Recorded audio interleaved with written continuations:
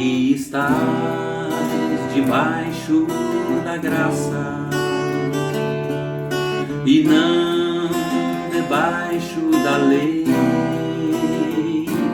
O pecado não mais terá domínio sobre vós,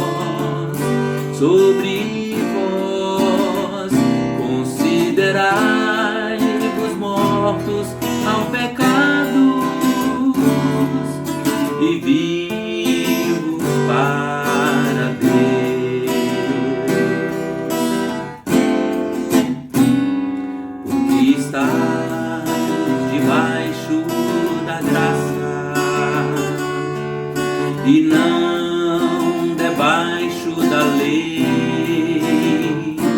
O pecado não mais terá domínio sobre vós,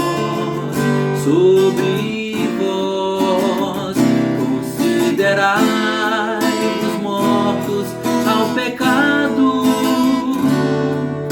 e vivos para Deus. Considerai-vos mortos ao pecado e vivos para Deus.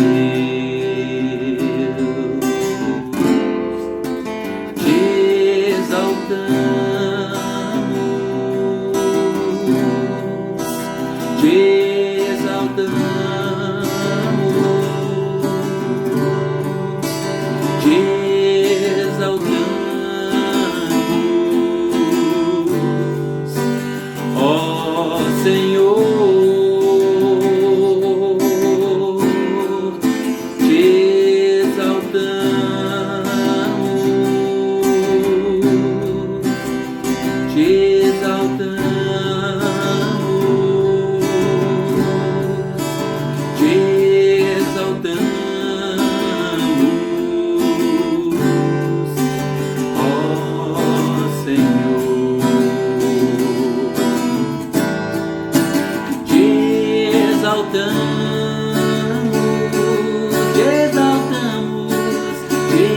exaltamos, te exaltamos, te exaltamos, ó Senhor, te exaltamos, te exaltamos, te exaltamos, te exaltamos, ó Senhor.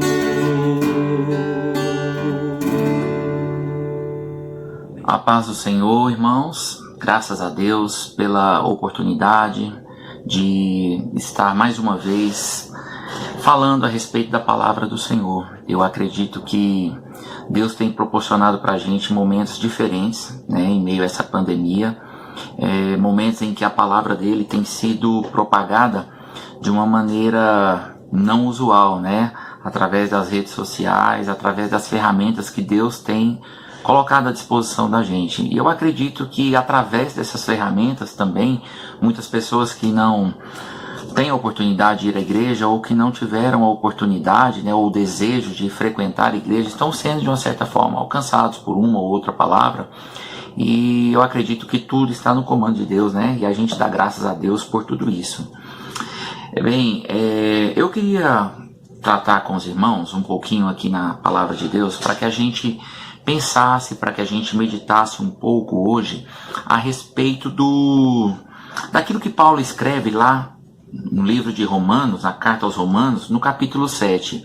Eu não vou fazer essa leitura, mas à medida que a gente for percorrendo o assunto, eu queria compartilhar e fazer essas leituras desses versículos, né, que vão amparar essa nossa palavra de hoje.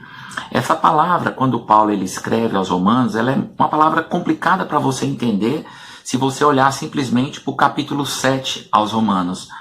Eu acredito que o livro aos Romanos ele é um dos livros muito singulares da palavra de Deus, porque apesar de ser uma carta, ela é uma carta relativamente curta, mas em que Paulo ele trata de grandes assuntos de relevância da nossa fé, né? Assuntos como justificação, santificação, assuntos como pacificação, redenção. Então a gente tem que olhar com carinho especial para esse livro, né? Para essa carta que Paulo escreve aos Romanos. E hoje eu queria falar com vocês especificamente no capítulo 7, em que Paulo vai tratar a respeito do pecado. Como é que a gente se relaciona com o pecado? Como é que a Bíblia traz essa descrição acerca do pecado? E eu espero que essa palavra traga um crescimento espiritual para a sua vida. Amém? O tema aqui, este capítulo, né, que a gente vai falar aqui, ele é dividido em duas partes. A primeira parte, Paulo vai falar a respeito de uma analogia com o casamento, que ele vai falar a respeito da lei, do pecado e a sua analogia ao casamento. Então nessa primeira parte ele vai falar sobre a analogia ao casamento e na segunda parte ele vai falar sobre a lei, o pecado e especificamente como é que esse pecado nos afeta. Como é que esse pecado pode atrapalhar a nossa caminhada espiritual? O que é que a gente precisa entender a respeito disso, né? Se eu perguntar para os irmãos, eu acredito que tem muitas pessoas já com bastante tempo de fé, se eu perguntar para os irmãos o que é pecado, eu acredito que a maioria vai me dar uma resposta diferente, talvez, mas que vai caminhar para o mesmo lado, né? Para o mesmo sentido. O pecado, irmãos, na verdade, se você puder resumir o pecado é você transgredir a lei de Deus, você transgredir aquilo que Deus determinou, né? Então vamos entender o seguinte: Deus, quando ele cria o mundo, ele coloca lá Adão e Eva, né, no paraíso e diz para o homem, né, e traz aquela determinação: olha, você vai comer de todas as frutas, menos dessa. Deus determina uma ordem. Aquela ordem de Deus, ela deveria ser obedecida. O pecado em si não era caracterizado pelo ato do homem ir lá e comer, pelo fato da mulher ir lá e comer daquele fruto. Mas o que caracterizava o pecado em si era a desobediência ao mandamento de Deus. Porque quando Deus ele determina algo para o ser humano, na verdade Deus ele tem, né, o objetivo de ser obedecido nesses ordenamentos dele. Então quando o homem transgride, quando o homem falha em relação a essa obediência, o homem está cometendo pecado, né? E quando Paulo ele vai falar aos Romanos, ele vai dizer assim, ele vai estabelecer um paralelo entre o pecado e a lei. Então, como a gente falou a respeito do pecado, né, agora a gente vai tratar um pouquinho a respeito da lei. O que vem a ser a lei de Deus? Especificamente, se você for olhar, a lei ela foi dada por Deus para Israel lá no Monte Sinai, quando Deus ele trata com Moisés e ele determina ali os 10 mandamentos, a ordenança, e você vai ver que a lei de Deus ela está ali disposta especificamente no Pentateuco. Você vai encontrar, né, uma quantidade enorme de ordenanças de Deus sobre aquilo que o homem deveria fazer, né, ou aquilo que o homem deveria não fazer, se abster. Então a lei de Deus, na verdade, ela determina isso.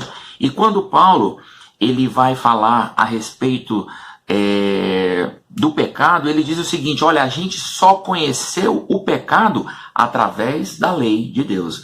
Você imagina, irmãos, que um judeu, por exemplo, ali antes de receber a lei de Deus ali no Sinai, ele não sabia quais eram, né, as ordenanças, a vontade de Deus especificamente trazida ao homem. Você vai ver que houveram alguns homens no passado, antes da lei de Deus, que apesar de não haver uma lei escrita, eles trilharam um caminho de justiça, de retidão, que agradou muito a Deus. Você vai ver Deus falando isso a respeito de Enoque, que Enoque andou com Deus de uma maneira tão profunda que Deus vem e o toma para si.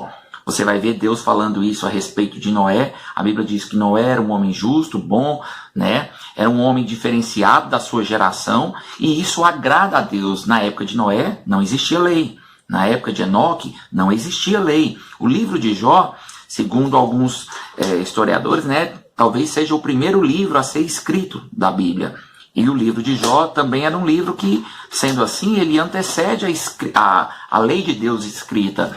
Mas mesmo assim, Deus testifica de Jó, quando Deus vai dizer para Satanás, diz, olha, viu meu servo Jó, o homem temente, servo, né? Um homem realmente com o coração voltado para Deus, um homem íntegro. Então você vai ver que pessoas agradaram a Deus mesmo antes de existir a lei de Deus. Mas quando Deus determina para Moisés lá a lei, olha, não cobiçarás, não matarás, amarás o Senhor teu Deus sobre todas as coisas, e assim, o desenrolar dessa lei, né, que vem depois desses 10 mandamentos, você vai entender que ali Deus trata com o povo dele dizendo, olha, isso me agrada, o comportamento que eu quero de vocês é esse. Você imagina a expectativa do povo de Israel vendo Moisés descer do Monte Sinai, trazendo ali consigo a lei de Deus. Olha, Moisés trouxe aquilo que Deus quer para nós. Mas aquilo que o homem achava que seria uma bênção para ele, olha, agora eu tenho a lei de Deus, eu sei o que Deus quer para a minha vida. A Bíblia, Paulo, ele descreve aqui no capítulo 7 aos Romanos, que isso se tornou, né, uma possibilidade da nossa condenação. Porque a Bíblia diz assim que todos os homens pecaram. Deus ele determina a lei para que houvesse um parâmetro, para que o homem pudesse olhar para a lei e dizer, Deus quer isso. E o homem olhasse e almejasse seguir a lei de Deus. Mas no decorrer da história humana, você vai ver que homens e mulheres de Deus tentaram várias vezes, tentaram e não conseguiram obedecer à lei de Deus. Em determinados momentos da sua vida falharam, de tal forma que Paulo ele escreve e diz assim, olha, todos os homens, todas as pessoas pecaram e estão destituídas, afastadas da glória de Deus. De uma certa forma, Paulo estava dizendo o seguinte, olha, não importa qual seja o ser humano que tenha vivido ou que vá viver, se você tentar obedecer à lei de Deus, seguir os mandamentos à risca, o homem está condenado à morte e à condenação, porque todos pecaram, nenhum conseguiu, porque a lei, ela determina aquilo que Deus é. Deus é santo, justo, perfeito, e o homem tinha que olhar para a lei, aquilo que trouxe a princípio aquela alegria, aquela satisfação, emoção, serviu para olhar para o homem e dizer, olha, você é pecador. Para que o homem pudesse olhar para si mesmo e ver os seus defeitos e ver, olha, Senhor, tem sido difícil seguir a lei.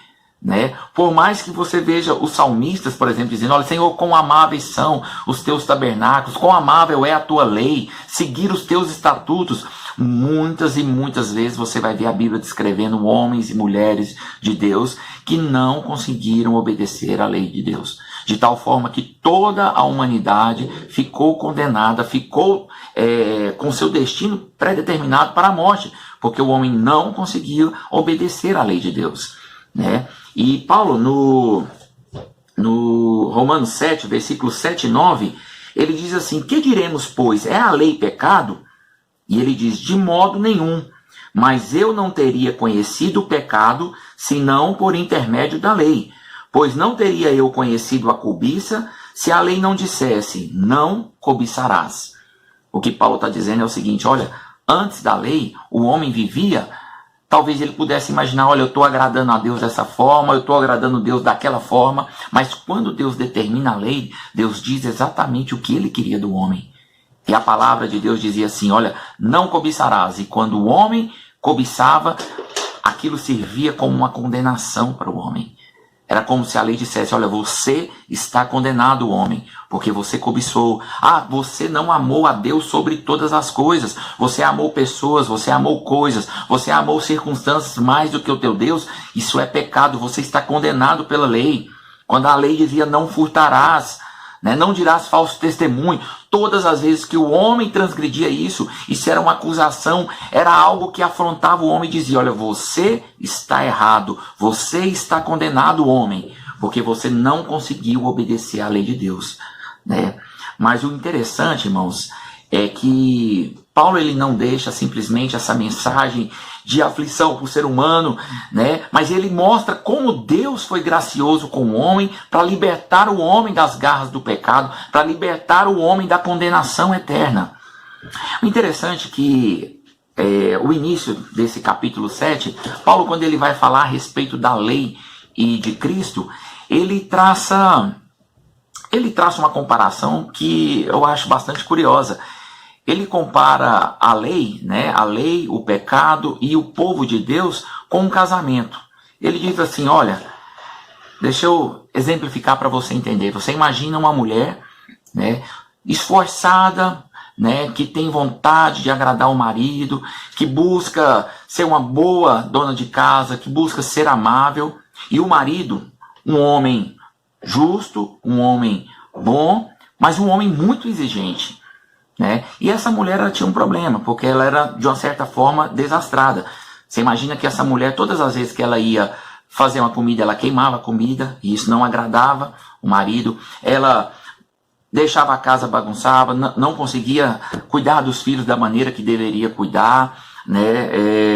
Desagradava e fazia as coisas do seu jeito. E aquele homem muito exigente, todas as vezes que aquela mulher errava, aquele homem apontava o dedo para ela e dizia, olha, você errou, você não dá conta, você não consegue, você é incapaz de fazer isso, você é incapaz de me agradar.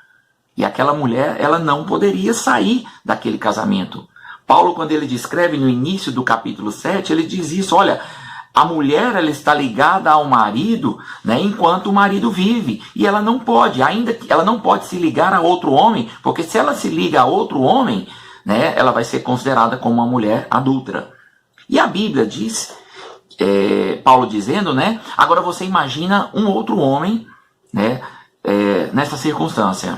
Um homem também exigente quanto o primeiro, mas um homem amável, né? Um homem compreensível. Quando a mulher ia lá, errava alguma coisa, queimava uma roupa ali na hora de passar, o homem lá e falava, olha meu bem, não é assim, eu vou te ajudar, tá? Você vai conseguir. A mulher errava alguma coisa e o homem ia lá e dizia, olha, você não deu certo dessa vez, né? Você não conseguiu fazer isso dessa vez, mas eu vou te compreender, eu vou te ajudar, eu vou te dar força para você conseguir.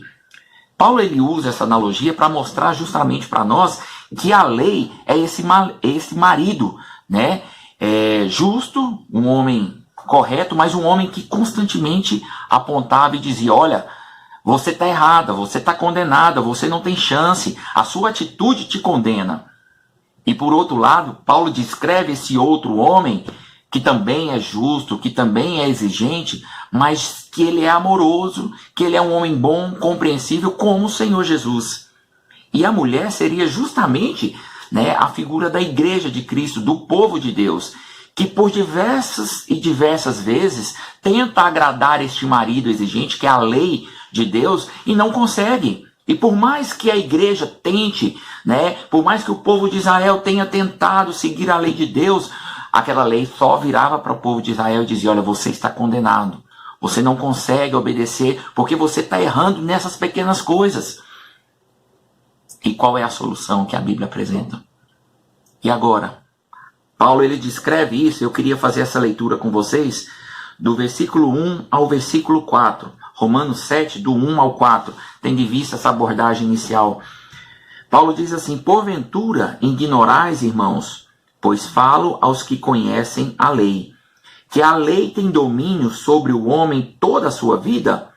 Ora, a mulher casada está ligada pela lei ao marido, enquanto ele vive. Mas se o mesmo morrer, desobrigada ficará da lei conjugal. De sorte que será considerada adúltera se vivendo ainda o marido, unir-se com outro homem. Porém, se morrer o marido, estará livre da lei e não será adúltera se contrair novas núpcias. Paulo está descrevendo aquilo que nós já sabemos, né? Que uma pessoa está ligada à outra no casamento enquanto houver vida. Pela lei, né? A lei que rege os matrimônios aí, né? A lei civil, o marido ele está ligado à mulher e a mulher ligada ao marido enquanto houver vida.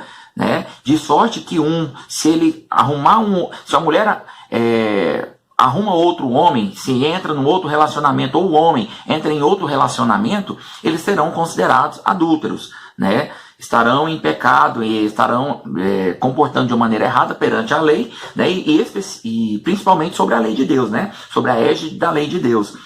Mas Paulo ele diz o seguinte, qual foi a solução que Deus adotou? não foi matar o marido. Muitas vezes a gente olha para a lei de Deus e diz assim, olha, Deus acabou com a lei de Deus. Deus interrompeu a lei dele. Né? O ser humano não tem mais a obrigação de seguir a lei de Deus. A lei de Deus agora se tornou obsoleta porque Jesus veio. Não, irmãos, a solução que Cristo, que o Senhor Jesus, a solução que o Deus Pai traz para a humanidade é essa.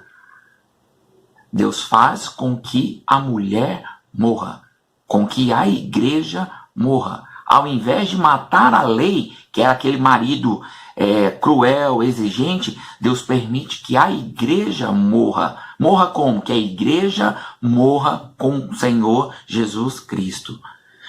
Quando você olha o capítulo anterior a este capítulo 7, o capítulo 6, Paulo ele vai falar sobre essa trajetória da igreja, essa trajetória do povo de Deus que precisa passar pela morte. Deus ele não tira a lei, Deus deixa a lei. Só que a lei ela continua viva, mas ela continua viva para aqueles que não morreram com Cristo. De sorte que aquelas pessoas, né, que a humanidade que rejeitar ao Senhor Jesus, ela vai ser julgada sobre a égide dessa lei. Essa lei cruel, severa, né? Que lá na frente Deus vai dizer, olha, você preferiu obedecer à lei, então você teria que ter obedecido à lei. Quando o homem se torna incapaz de obedecer à lei, quando o homem chega até Cristo, ele está dizendo, Senhor, eu sou incapaz de obedecer à lei. Este marido tão cruel que por mais que eu tente, né, agradar e cumprir aquilo que ele quer, eu não consigo. Eu não consigo. Mas quando você se adere a Cristo, você está aderindo a um novo Senhor, né? É um novo casamento. A igreja ela é considerada, ela é colocada na Bíblia como uma esposa. Você vai ver Jesus falando sobre a parábola das 10 virgens, né? Colocando a igreja num caminho de um casamento com o noivo, que é o Senhor Jesus. Você vai ver a descrição disso lá no Apocalipse também, a noiva ataviada, né? Então, você percebe que essa analogia que Paulo descreve aqui é uma analogia recorrente na palavra de Deus. E para que o homem pudesse se tornar livre da condenação da lei, irmãos, existe um único caminho, que é morrer juntamente com Cristo, passar pela cruz do Calvário, fazer com que o velho homem morra e que nasça um novo homem. A partir do momento que eu morro, aí Paulo está dizendo, agora sim eu posso contrair um novo casamento. A igreja, o povo de Deus, que era representado pela nação de Israel, que estava intimamente ligado à lei, tinha que obedecer, estava casado ali com a lei, não podia largar, a não ser que um dos dois morresse. Deus não matou a lei está aí para condenar aqueles que não se entregam a Cristo, aqueles que não se aproximam de Cristo. Mas por outro lado, a Bíblia diz que nós morremos a morte com Cristo e nós nos desligamos da lei e agora nós podemos nos ligar ao Senhor Jesus. Tá? Eu queria fazer com vocês algumas leituras de alguns versículos para que você entenda bem o que eu estou dizendo. Romanos 6, versículo 2, a Bíblia diz assim, de modo nenhum, como viveremos ainda no pecado, nós que para ele morremos? Ou seja, aqui está a primeira descrição, nós morremos para o pecado. A igreja de Cristo morreu para o pecado. Versículo 3, ou porventura ignorais que todos nós que fomos batizados em Cristo Jesus, fomos batizados na sua morte? Ou seja, Paulo está dizendo o seguinte, olha, quando você se batizou, quando você fez a sua declaração pública de fé, dizendo, Senhor, eu acredito em Ti, eu quero obedecer o Senhor, eu quero seguir o Senhor. Essa declaração de fé sua é uma representação da sua morte, da morte do homem carnal para a ressurreição de um homem espiritual. Então, quando você faz a sua decisão por Cristo, a Bíblia está dizendo que nós nos tornamos participantes da morte de Cristo. Versículo 4, fostes, pois, sepultados com Ele na morte pelo batismo, para que, como Cristo foi ressuscitado dentre os mortos para a glória do Pai, assim também andemos em novidade de vida. Deus está dizendo, olha, você foi sepultado com Cristo. Quando Cristo ali foi morto né? Foi sepultado, é uma representação simbólica da nossa morte também. Nós também morremos para o pecado, morremos para a nossa velha vida, morremos para a nossa velha natureza e nos ligamos a este novo matrimônio, a esta nova ligação, só que agora não é com a lei que nos condena, é com Cristo que nos resgata da maldição do pecado, que é a condenação eterna.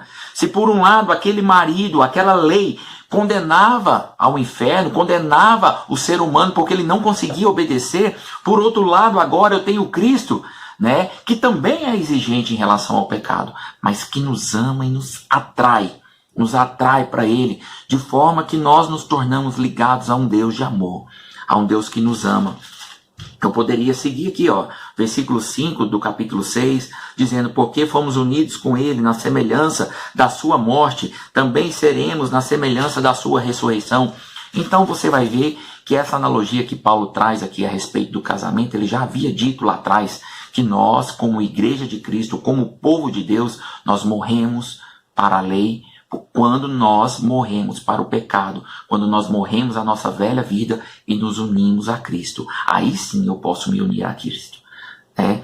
Porque a Bíblia, ela é clara quanto a isso. O pecado, ele afastou o homem de Deus. E a lei foi que mostrou e disse assim: olha, está escrito aqui, não cobiçarás. Toda vez que o homem cobiçava, antes da lei existir, você imagina o povo de Israel antes lá do Sinai.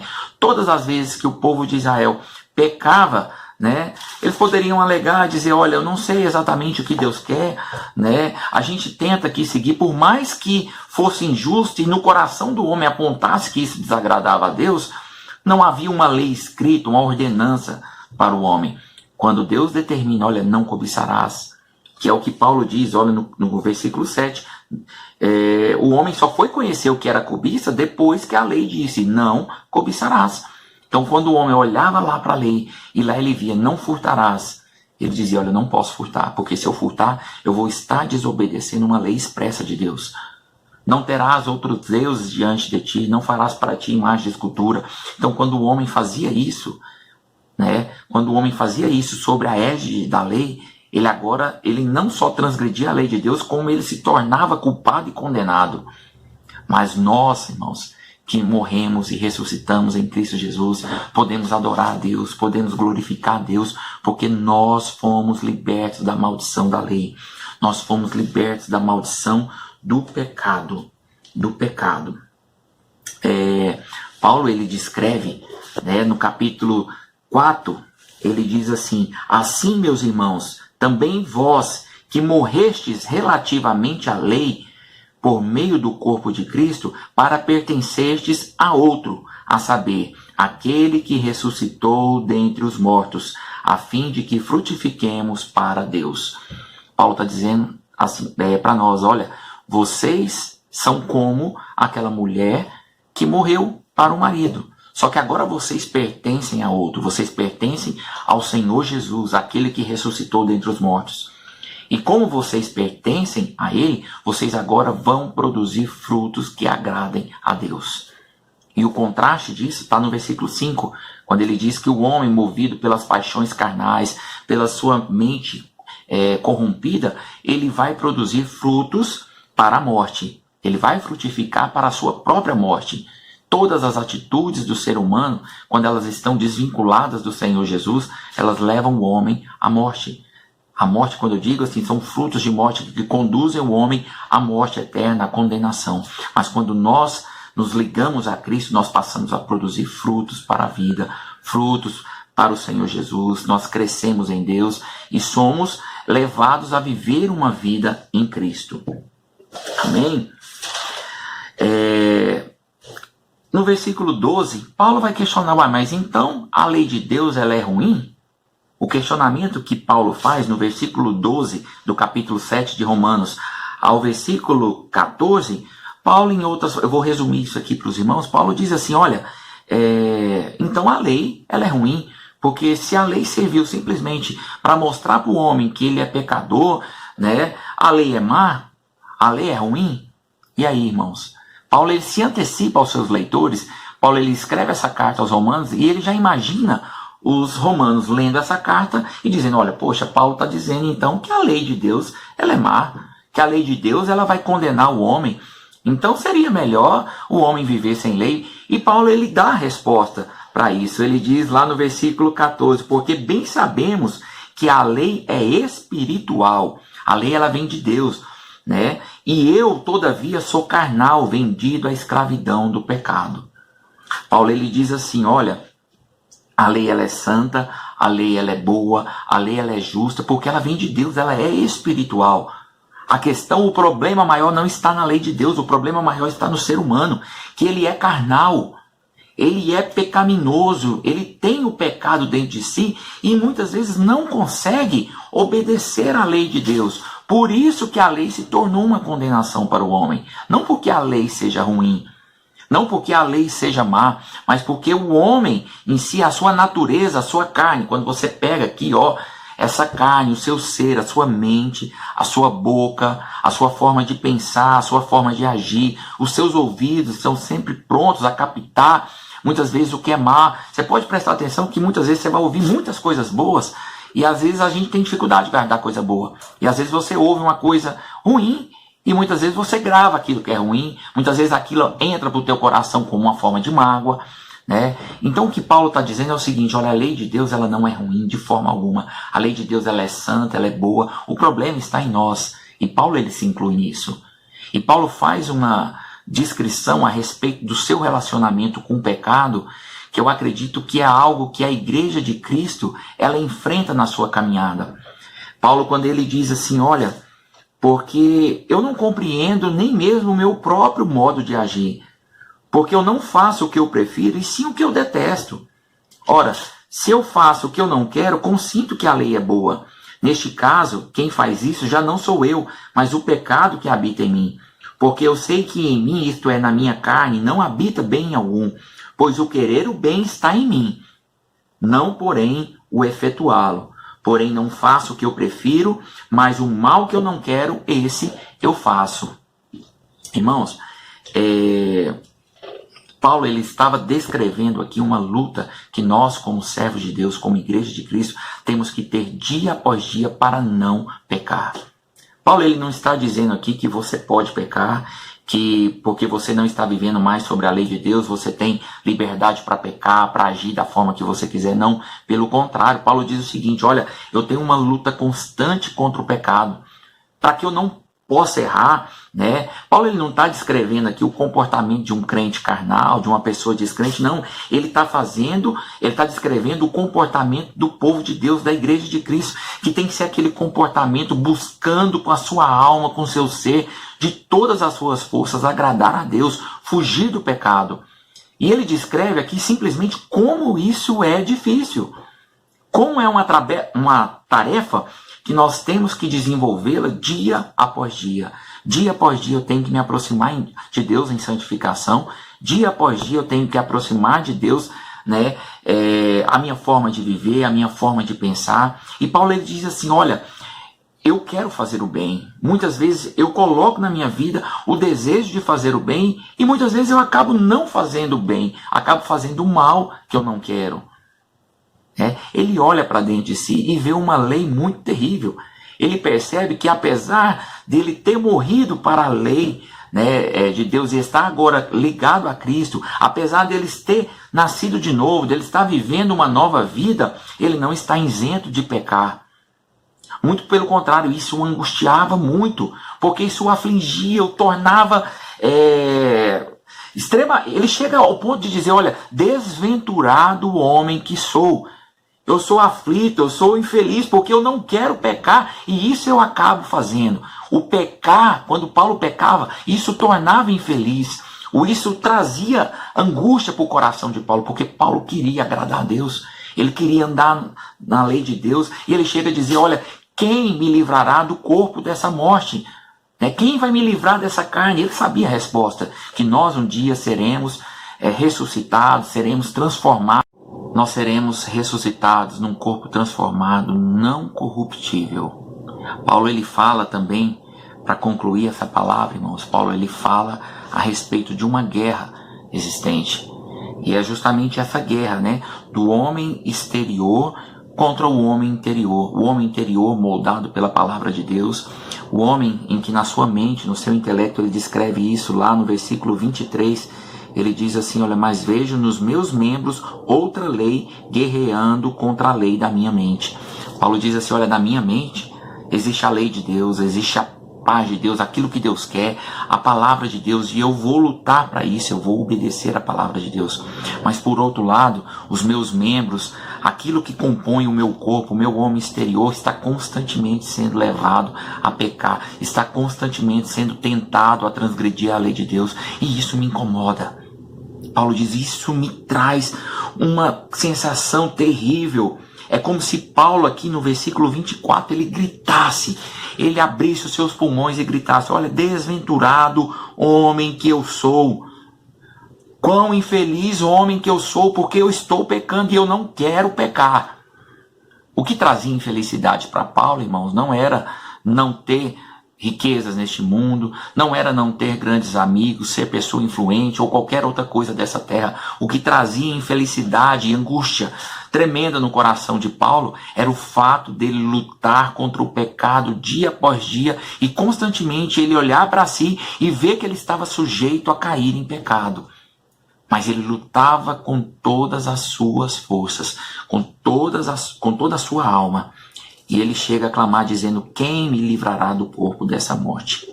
E o versículo 25 ele diz, graças a Deus por Jesus Cristo, o nosso Senhor. Nós temos um dono, nós temos alguém que nos comprou, que nos resgatou do pecado, irmãos. A Bíblia diz que um dia nós seremos totalmente livres do poder do pecado. Hoje a gente foi livre das consequências do pecado, mas estando nessa carne nós ainda pecamos, irmãos. É como a morte. A Bíblia diz que nós fomos livres da consequência da morte, que é a morte eterna, mas nós ainda estamos sujeitos à morte porque nós estamos habitando um corpo carnal. Este corpo carnal que Paulo diz, olha, o mal habita em mim. Essa carne, ela é pecaminosa, ela é descendência de Adão. Mas um dia a Bíblia diz que nós seremos transformados, receberemos um corpo semelhante ao corpo de Jesus, e assim como ele é, nós seremos transformados com um corpo ressurreto, né? E o que eu acho interessante nisso tudo, irmãos, que não há uma conformidade de Paulo na sua vida. Muito pelo contrário, Paulo se encontra extremamente inconformado com seu modo de agir, né? E eu percebo que muitas vezes as pessoas se acomodam, dizendo, Deus sabe que eu sou pecador, Deus sabe que eu vou falhar. Irmãos, Deus conhece a sua estrutura. Mas o projeto de Deus para a nossa vida, irmãos, é que nós vivamos uma vida de santidade, uma vida de luta constante contra o pecado. O que é que te faz pecar? O que é que te atrai para o pecado? Lute contra isso com todas as tuas forças. Faça com que essa guerra sobressaia no mundo espiritual. Ore para Deus, clame para Deus. Diga, Senhor, eu preciso da tua ajuda para vencer a carne. Eu preciso da tua ajuda para vencer essa área da minha vida. Paulo diz, olha, que os nossos membros lutam contra a lei de Deus, contra aquilo que Deus colocou na nossa mente, a lei, a palavra, né, o obedecer a Deus. Tá? Então que você entenda, irmãos, que você está numa luta e que nessa luta, né, se você não lutar, se você não guerrear contra o pecado de fato, nós estaremos sujeitos a cair e a falhar. Peço para que o Senhor guarde a tua vida, a tua casa, a tua família, para que você tenha como objetivo, Senhor, me ajude a viver longe do pecado. Porque o pecado ele transgride a Deus, apesar do Senhor ser esse marido tão bondoso, tão generoso. O objetivo desse marido, deste novo relacionamento nosso em Cristo, é com que ele nos dê força e nos conduza à vida eterna. Que o Senhor guarde a tua vida, a tua casa e todos da nossa igreja. Amém? Fique com Deus, a paz do Senhor.